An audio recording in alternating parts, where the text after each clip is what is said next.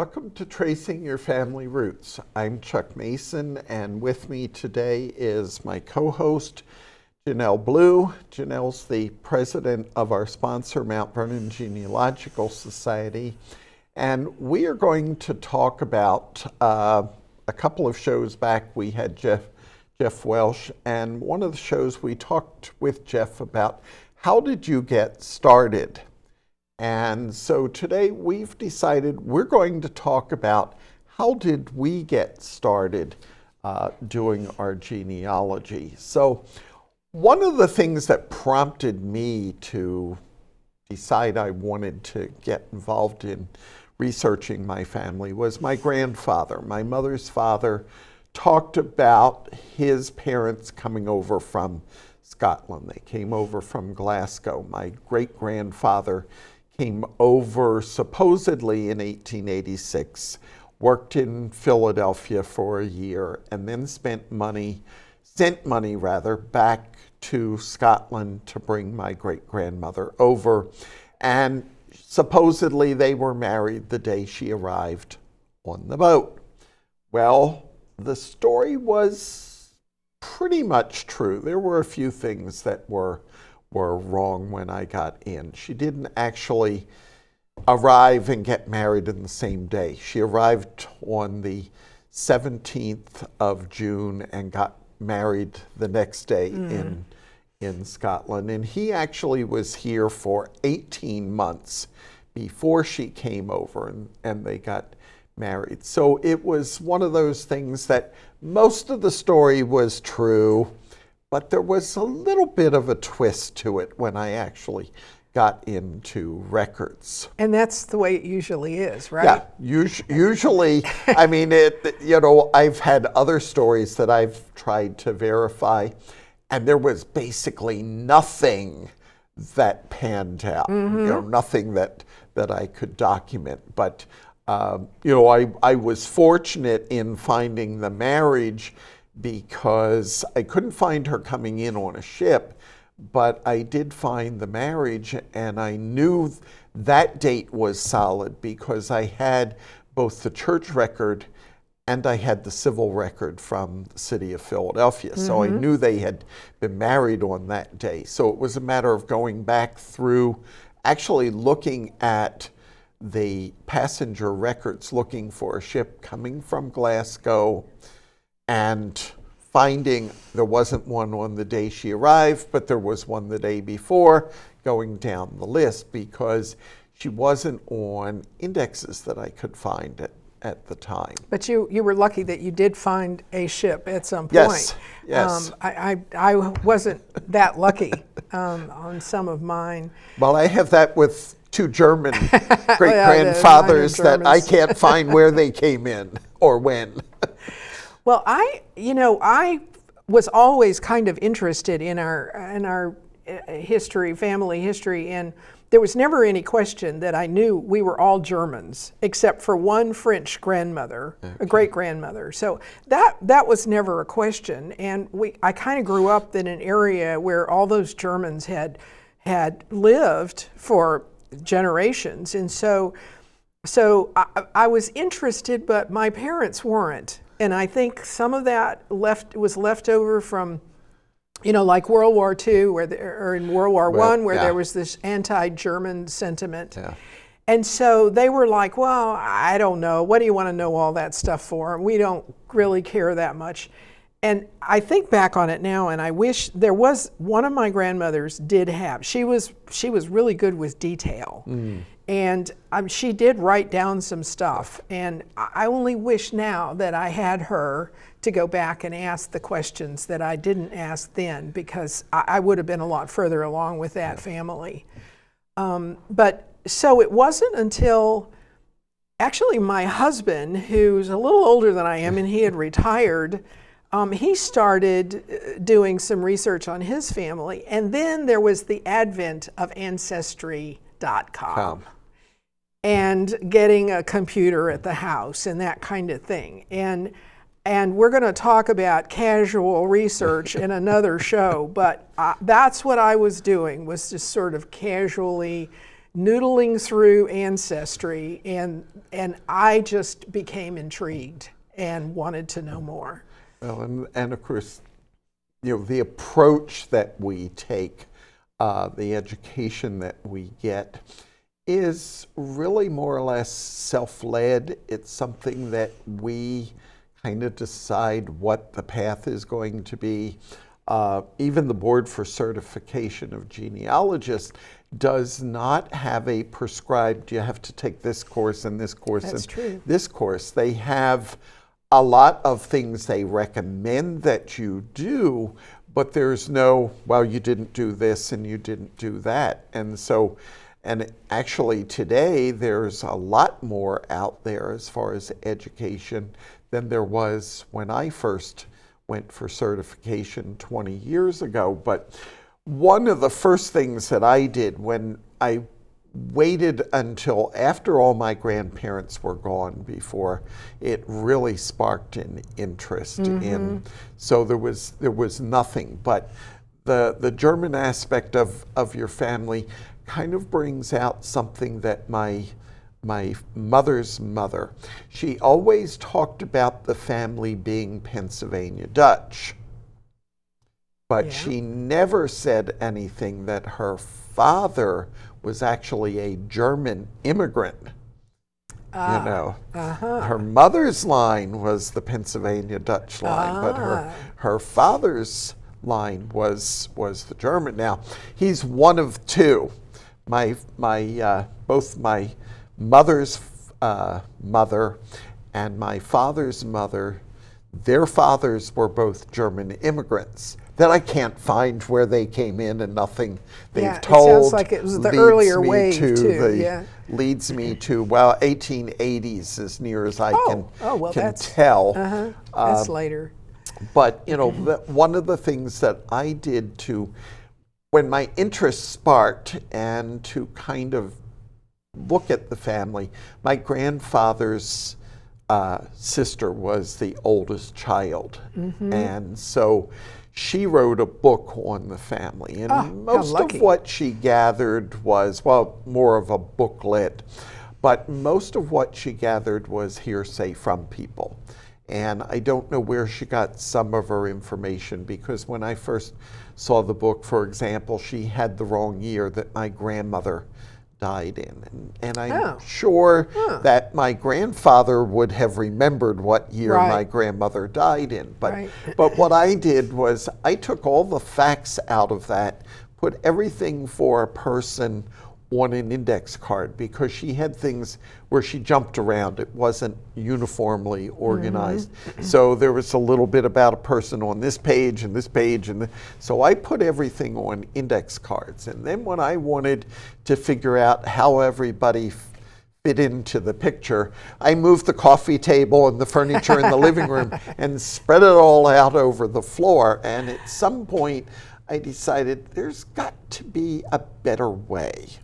So that's when I went to Fairfax County Adult Ed, and I took a 10-week course in how to begin researching genealogy. And that was before the advent of Roots Magic and Family Tree Maker and those online applications? There was nothing online. Nobody, in fact, we're in the middle of 30 years ago right now. I was in class. And so, no, back then I worked for a computer company that we didn't even internally, now this was the late 19th, internally we didn't use computers in our office. We still sat there typing on IBM Selectrics.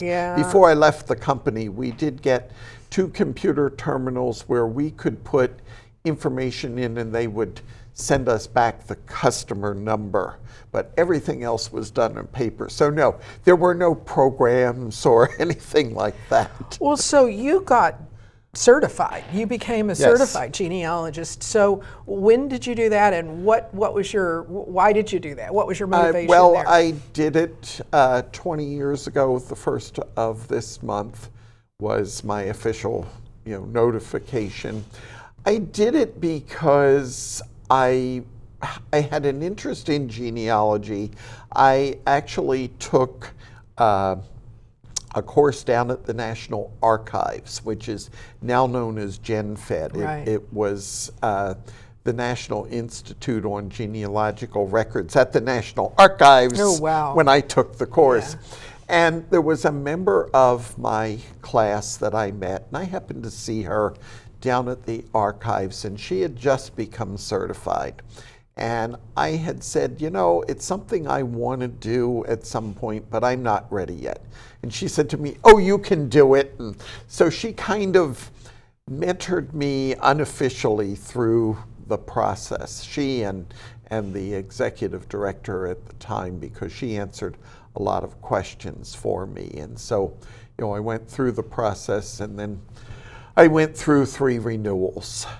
So, you know, but it was, I did it partially because I felt there were people that didn't take me as seriously as I thought I was. It adds some respectability to it. It does add. Now, so my husband and I started going to the National Genealogical Society annual conferences, and we've been doing that for 10, 12 years now.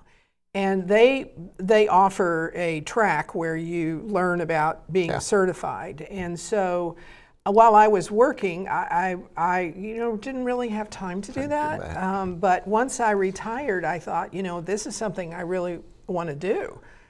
Well, that's no easy task. No. The requirements to get certified, first of all, you've got to get that education you were talking about.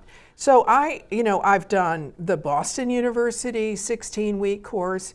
I've gone to the course in Salt Lake City like 3 different times, the Georgia one, the Pittsburgh. I've done all of this education. And then I thought, you know, I need to stop now and actually work on getting these things written up.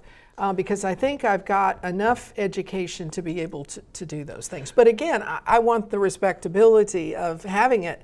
Not that I probably am otherwise qualified, but it's just the idea of having that. Well, and of course, you're talking about things that when I started the process didn't really exist. The one in Georgia was in Alabama at the time. That existed. The one downtown at the National Archives existed. And there was one other one in the Midwest. It was not as well known. That was it as far as institutes. Salt Lake didn't do it? Salt Lake didn't exist back then. No, so there was not the opportunities that there are. The NGS conference was around, and I did go to that. And I did go to the track on, sponsored by the Board for Certification, on researching standards and all. And I went to lectures by a number of well-known people that really, you know, they were kind of my heroes. The people that I really learned from. I bought those tapes and I listened to those tapes over and over again, and I learned new things from them. But, you know, early on, you didn't always have the educational opportunities you have now. And even within those educational opportunities, you didn't always get all that you really needed. The course that I took 30 years ago was a 10-week course. We had 8 weeks of classroom, 2 hours a day for 8 weeks in the classroom. And then we had a tour of the Library of Congress and the National Archives. I, in all that time, did not hear the instructor say anything about citing sources. Oh my gosh.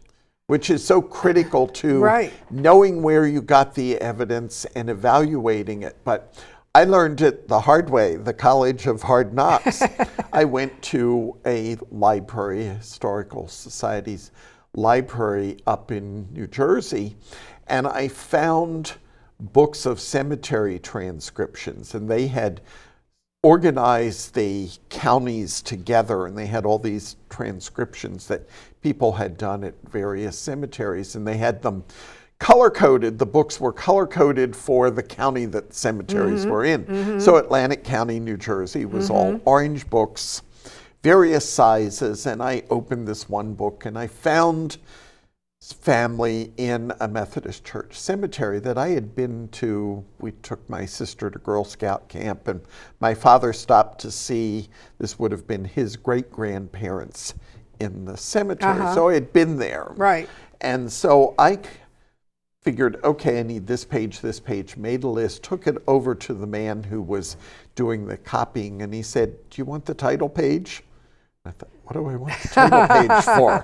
It doesn't have anything about my family on it. And I said, no, thank you. And I got it home and I started working with it. And I thought, there's got to be other people buried in that cemetery that are related. So I went back to the library to look for that 1-inch thick orange book of cemetery transcriptions. Well, when I went in, I went over to the bookcase and the books weren't there. In the month's time that they had, since I had been there, they had gotten more bookcases in and they had moved the collection around. I couldn't find that book with that church cemetery in it. And I was convinced they had lost the book in moving it, but it would reappear at some point. And every month, about once a month, I went back to New Jersey. I went back there to look for that book, and I couldn't find it. And I went through all the orange books and wasn't in there. Finally, I was there for the 6th time looking for the books, and I happened to look a little further down the stack, and there was this other Halloween colored book, about a 1/2 inch thick, not an inch thick. Pulled it out, opened it up. And there it was the book. It was a black cover. Everything else was Halloween orange. This was Halloween black. And that's when I learned why I wanted the title page on that. And that's when I started to learn about source citations and how important they are. But you know, Chuck, the whole genealogy thing has been a bit of an evolution. It and is. So when you started out, I don't know if the Board of Certification had issued these standards, any sort of standards. And so that the standards were issued, have been issued, and now they've actually been revised. And as DNA now comes in, that's even, there's been even more revisions. And so I think the whole process has standardized and been documented. Oh, it has been. And of course, when I was actually certified, they had a number of research categories. So I was actually a record specialist rather than a genealogist, where we worked mainly with records. It was kind of a stepping stone. There were people who went for genealogists, but a lot of people did the record specialist category first, and then they eliminated all the research categories but genealogists. So we all became genealogists, but then on our next renewal, we had certain standards we had to meet to keep that. So that was a major change. But yes, I did a set of beginning lectures for the Fairfax conference probably about 8 years ago. And I started out saying that I got started in the dark ages. But then as I put it together, I realized, no, people who really got started years ago didn't have sound decks that we have for census records and a lot of other things, didn't have the other indexes that were done for the earlier censuses, didn't have a lot of other things. So I finally said, no, I got started in kind of the Middle Ages of things, because there were things, but there have also been things that have come along since then that really are helpful to people starting out today. You know, one thing that I think has inspired me as well, when I've traveled overseas, and I thought I had a relative in this one town, and so I made a point to try to go ask about that, and wound up having dinner at their house. But that kind of thing, my husband found his Finnish relatives, and those things really inspire me to go further. I recently went to Poland to do some research and found these wonderful archives. Those are all things that really promote your detail. Yes. And once you've put your hands on those things, one thing I had that was lucky for me, there was a church where I grew up, and that church had been started in the 1850s. And I sort of knew a lot of those names because I was actually confirmed in that church. And all of my relatives were there too. So I had this cluster of people that I could research and that were all known to me, and they all stayed there. A lot of people don't have that luxury, that, yes. And so their family is scattered. It's a lot harder to get started. The other thing that I think helped me was if I was talking to a friend and they told me something about and people love to talk about their genealogy, but they would say, well, I had this happen in my family, or I think I'm related to that person. I'd grab it and say, oh, let me do some research for you. It was great practice to do that. And that also broadened my experience with, working with records and also going into the different archives. Well, that was one of the things that my grandfather talked about the family. He was the one coming over from Scotland. So for my 40th birthday, we went off to England and Scotland. And of course, I figured, the name was Peyton, P-A-T-O-N or P-A-T-T-O-N, depending on which record my great-grandparents gave their name. And so, but I went over to Scotland and I thought, how many Peytons could there be? So part of the trip, we went up to Glasgow, and if you've never been to Scotland, almost every museum, they have war memorial books. Right. And so I thought, okay, how many Peytons could there be? Well, I went into the castle there in Edinburgh, and I'm looking through, and there's page after page after page. Yeah. It's like Smith or Jones or right. Yes. in some of the books here. So I thought, well, I'm not really going to find anything that trip. And of course, now I have some addresses and things that at some point I want to go back. But, it's one of those things that we approach things differently once we've got the training right. to know what to look for. My grandfather never said anything about his mother's family or anybody in the family coming over. His father's mother and stepfather, his father's 3 sisters who never married, and his father's 2 half-sisters all followed my great-grandparents and came over to Philadelphia. It wasn't until I was looking at the sisters, my great-grandfather's sisters, and mapping out where they were in the census.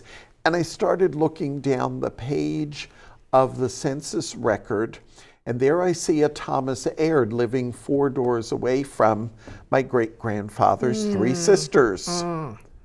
And I thought, it's my great-grandmother's maiden name. This is probably, and as I started looking, sure enough, my great-grandmother's brother came over.